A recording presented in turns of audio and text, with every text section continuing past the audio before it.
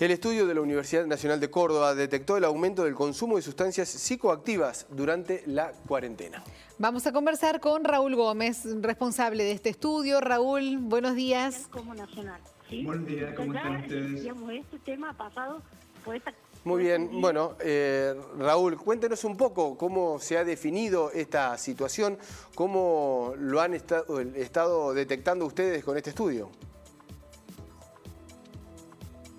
Fernando, es una iniciativa que tuvimos desde la Unidad de Estudios Epidemiológicos en Salud Mental, que es un área de investigación que tenemos en la facultad ya hace varios años, que se ha especializado en estudiar los consumos problemáticos de sustancias.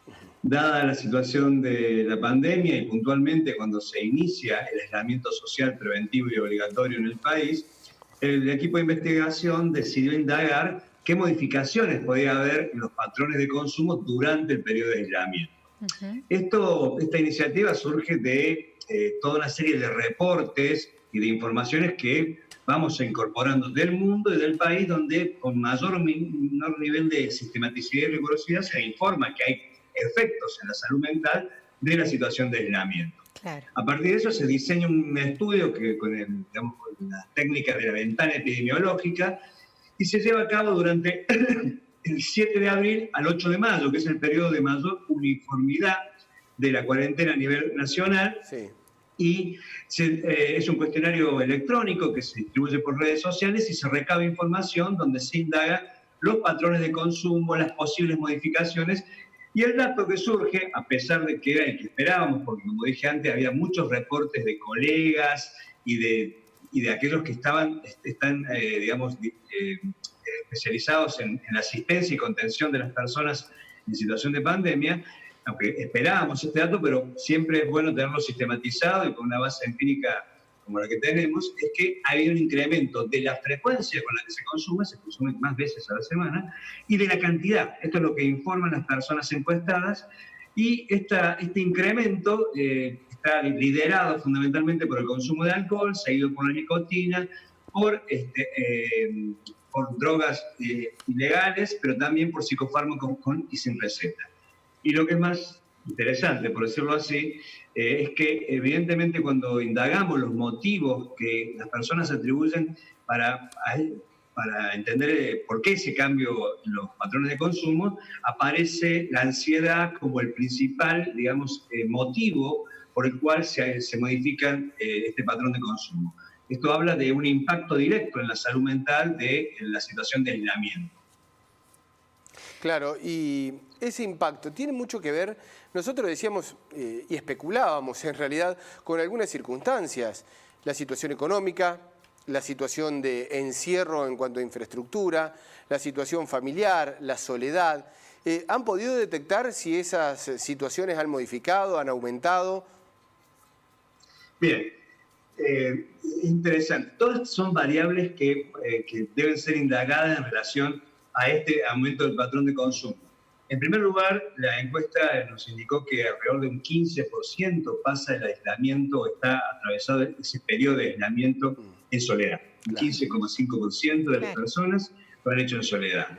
También nos indicó que cuando le preguntamos a las personas, por ejemplo, qué autoeficacia, o sea, percibían en sí mismos para controlar posteriormente este incremento de consumo, o sea, ya sea para disminuirlo o dejar de consumir, encontramos que un porcentaje cercano al 20% nos indicó que le parecía que le iba a ser un poco difícil o muy difícil controlar a posteriori este consumo.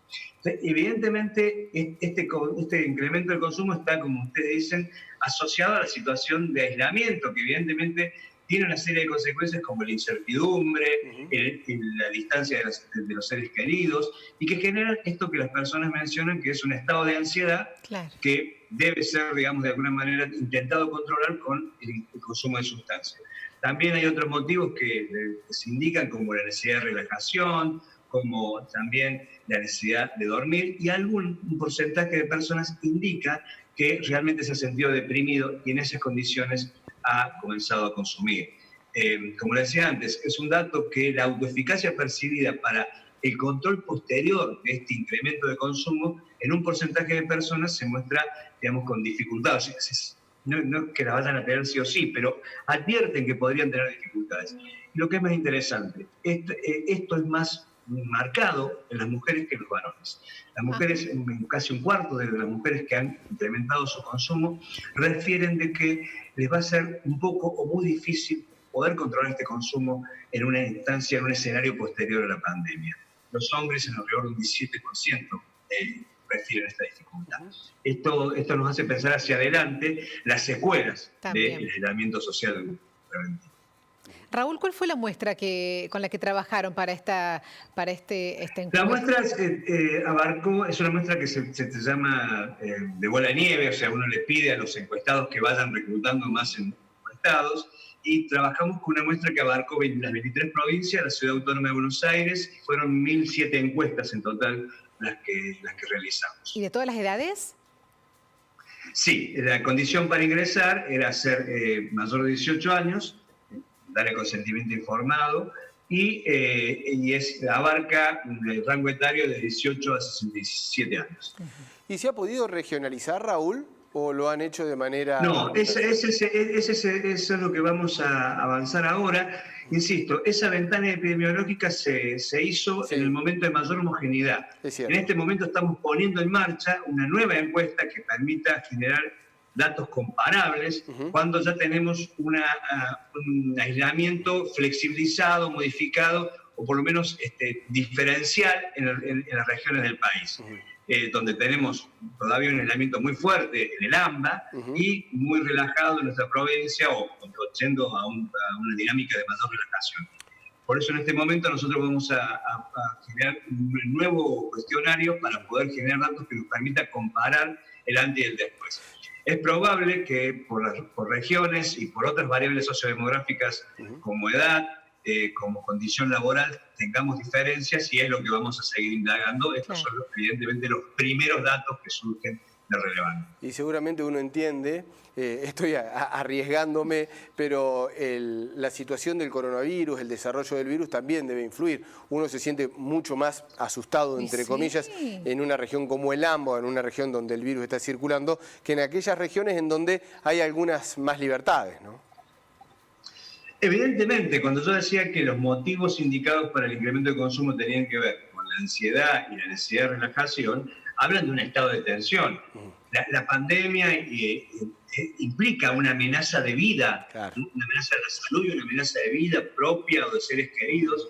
Eso genera angustia y mucha tensión, digamos, porque está en juego, como decía antes, es la vida.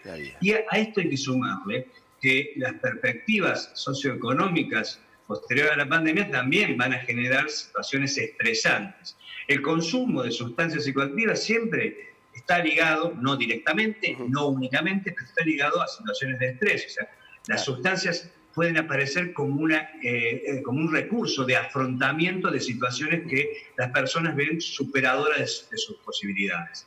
Entonces, el estrés, la incertidumbre, el miedo, son condiciones que van a facilitar el desarrollo de patrones de consumo que pueden ocasionarle problemas. O sea, no todo consumo es problemático, pero puede ocasionarle problemas en la medida que el uso de una sustancia aparece como un recurso de afrontamiento ante la imposibilidad de resolver con los recursos propios, subjetivos de cada persona, situaciones que se ven como superadoras de la capacidad de las personas. Muy interesante el estudio, nos dejó 2 o 3 temas. Sí.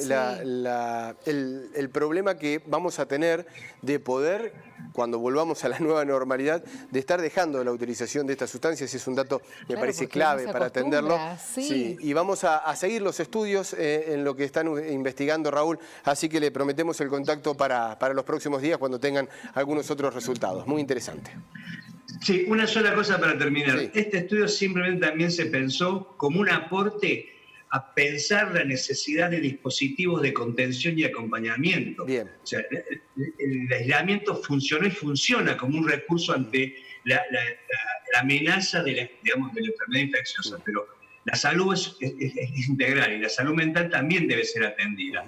Este dato que nosotros estamos produciendo apunta a poner, visibilizar la necesidad de dispositivos de contención y acompañamiento en la pandemia y en la pospandemia para las personas, o sea, dispositivos de salud mental. ahora hay que actuar a raíz de esos resultados. Muchas gracias, Raúl. Un abrazo. Que tengan muy buen día. Hasta luego. Igualmente.